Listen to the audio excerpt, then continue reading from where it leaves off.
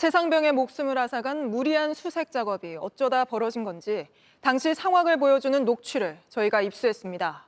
수색 작업 전날 현장 지휘관은 비가 너무 많이 온다고 걱정하는데 수색을 중단하란 말은 없고 임성근 사단장이 수색을 정상 진행하란 명령을 내렸다는 취지의 답변이 돌아왔습니다. 직접 들어보시죠. 김민관 기자의 단독 보도입니다. 임 전 사단장은 무리한 수색 작전의 책임은 본인이 아닌 현장 간부들에게 있다는 주장만 되풀이하고 있습니다. 자신은 수중 수색을 지시한 적이 없다는 겁니다. 하지만 실종 사고 발생 하루 전 현장 간부들의 대화 속에는 반대 정황이 담겨 있습니다. 현장 지휘를 맡은 포대장은 작전 통제를 담당하는 7여단 소속 A장교에게 비가 많이 온다며 걱정스러운 말투로 말합니다. 지금 너무 많이 와.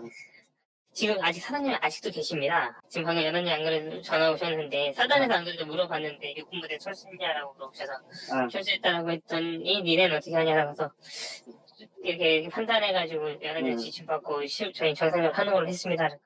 A장교는 사단장이 아직 수색 현장에 남아있다며 수색을 정상 진행하라는 명령을 내렸다는 취지로 말합니다.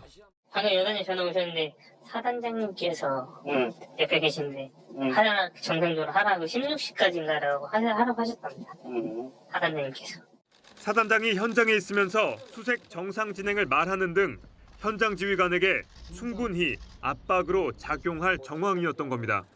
현장에선 사단장이 복장을 질책하는 등 지휘관들은 위축돼 있던 상황. 사단장의 지시 정황은 잠시 후 이어진 포대장과 여단장의 통화에서도 확인된 바 있습니다. 정식으로 철수해 주시는 좀 상황이 애매해. 내가 사장님께 몇 번을 건의드렸는데 네, 알겠습니다. 전날부터 알잖아. 예. 애들 강인하게 이렇게 해야지. 이게 하루 이틀 갈 거다. 전날부터 사기 떨어져서 그러면 안 된다. JTBC 김민관입니다. 경찰에 출석해 팬과 국민들에게 사과하겠다고 했지만 취재진을 피해 지하로 들어갔던 김호중 씨. 어젯밤 나올 때도 귀가를 거부하며 소동이 벌어졌습니다. 기자들이 있다며 조사가 끝나고도 나가지 않고 6시간 넘게 버텼는데 한때 검찰 수장이었던 전관 변호사는 절대 1층으로 못 나간다며 김 씨를 극단적으로 압박하지 말라고까지 한 걸로 파악됐습니다. 김지윤 기자입니다. 고급차 한 대가 경찰서 지하로 내려갑니다. 취재진을 피해 숨어서 들어가는 가수 김호중 씨가 탄 차입니다. 한때 검찰의 수장을 지낸 막강한 전관 변호사와 함께였습니다. 경찰 조사는 3시간 만에 끝났고 취재진은 경찰서 정문에 모였습니다. 하지만 김 씨는 6시간 넘게 나오지 않았습니다. 경찰은 조사가 끝났으니 나가라고 했고 지하로 가는 문은 열어줄 수 없다고 했습니다. 김 씨와 김 씨의 변호인은 취재진이 있는 1층으로 나갈 수 없다며 버티기에 들어갔습니다. 김 씨 변호인은 김호중을 극단적으로 압박하지 말라는 취지로 경찰에 강하게 항의한 걸로 파악됩니다. 김 씨는 아직 마음의 준비가 안 됐다면서 카메라 앞에 설 거면 조금 더 격식 있는 모습으로 서고 싶다고 말한 것으로 확인됐습니다. 김 씨 변호인은 지난 20일 경찰에 자진 출석해 국민들에게 입장 표명을 하려 했는데 경찰 사정으로 조사가 연기됐다는 입장문을 냈습니다. 막상 경찰에 나와서는 입장문과 정반대 행보를 보인 겁니다. 김 씨는 결국 6시간 만에 나왔습니다. 계시는 사람이 많이 필요하겠습니다. 어쨌든 죄송합니다. 네. 김 씨 변호인은 경찰서장을 언급했습니다. 규정상 경찰청 공보규칙 16조를 보시면 비공개가 원칙입니다. 경찰 관서의 장은 피의자 출석 조사에 있어서 사진 촬영들을 허용하여서는 아니 되는 걸로 되어 있고 보호 조치를 해야 될 의무가 있습니다. 경찰 측은 귀가하는 피의자를 숨겨서 보내주란 공보 규칙은 없다고 했습니다. JTBC 김지윤입니다. 충북 청주에서 여자친구를 살해한 50대 남성이 경찰에 붙잡혔습니다. 차까지 버리며 도망치다 이틀 만에 검거됐는데 여자친구가 바람을 피우고 있다고 의심하다 범행을 저지른 걸로 조사됐습니다. 정영재 기자입니다. 경찰차가 골목으로 들어가고 뒤따라 구급차도 들어갑니다. 어제 낮 어머니가 연락이 안 돼 찾아와 보니 숨져 있다는 신고가 접수됐습니다.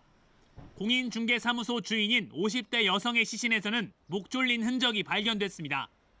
주변에서는 이 여성이 평소 남자친구에게 맞았다는 이야기를 했습니다. 어떤 날은 이렇게 막 멍이 들어서 주위가 멍들어서 다니고 막 이랬는데 남자친구의 의심이 문제인 것 같다고 했습니다. 살짝 거짓말시키고 다른 데 바람피러 다녔다 그런 얘기를 해달라고 해서 경찰은 이 남성을 쫓았습니다. 20일 낮 공인중개사무소에서 나와 차를 타고 경북 문경으로 갔습니다. 차를 버리고 다시 도망쳤지만 결국 어제 저녁 경북 상주에서 붙잡혔습니다. 여자친구가 바람을 피웠다고 생각해 다퉜다고 했습니다. 범행 당일에는 화해하려고 갔는데 자존심이 상하는 말을 해 화가 나 범행을 했다고 진술했습니다. 경찰은 구속영장을 신청할 예정입니다. JTBC 정영재입니다. 반려견 훈련사 강형욱 씨가 자신이 운영하는 회사 직원들에게 갑질을 했다는 의혹이 연일 커지고 있습니다. CCTV로 감시를 당하고 막말에 시달렸다며 구체적인 폭로들이 나오고 있지만 강 씨는 아직까지 아무런 입장을 밝히지 않고 있습니다. 오승렬 PD입니다. 시작은 직원들에 대한 갑질 의혹이었습니다. 강형욱 대표와 함께 일했던 직원들이 구인구직 사이트에 적은 내용들이 지난 주말 사이 알려진 겁니다. 과도한 감시, 열악한 조건과 권위적 태도 등이 주된 내용이었습니다. 일상적으로 폭언을 들었다는 주장도 나왔습니다. 숨도 쉬지 마라. 너가 숨 쉬는 게 아깝다. 벌레보다 못하다. 그냥 기어나가라. 그냥 죽어라. 이런 얘기도 맨날 들었죠. 줄 던지는 건 다반사고 열받으면 자기 손에 있는 거 집어 던져요. CCTV, 메시지 사찰 의혹도 구체적으로 드러나기 시작했습니다. 직원이 6명인데 CCTV는 9대가 설치돼 있었고 이 가운데 3대는 직원들 모니터를 향해 있었던 겁니다. 대표님, 저희 이거 CCTV가 너무 현관에도 없고 왜 저희 모니터만 보고 있냐. 이거는 위법이다 이랬어요, 제가. 그러니까 그 이사가 정색하면서 어디서 법 얘기를 꺼내냐.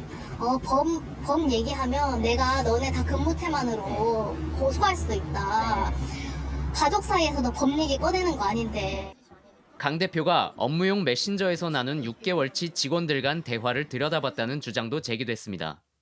업무와 무관한 대화나 대표에 대한 비하, 모욕을 막기 위해서였다고 하지만 별도의 동의가 없었다는 점이 논란이 되고 있습니다. 6개월 동안 다 봤다고 하고 계속해서 어제 나 그거 밤새 다 읽었다. 저희들은 상상을 하잖아요. 내가 6개월 동안 무슨 얘기를 했지. 직원들은 업무 외 대화를 하지 말라는 동의서까지 작성해야 했습니다. 논란이 커지며 의혹이 실시간으로 제기되고 있는 가운데 강 씨가 어떤 입장을 밝힐지 주목됩니다. JTBC 오승열입니다. JTBC 뉴스를 시청해 주셔서 고맙습니다. 저희는 저녁 6시 50분 뉴스룸에서 뵙겠습니다.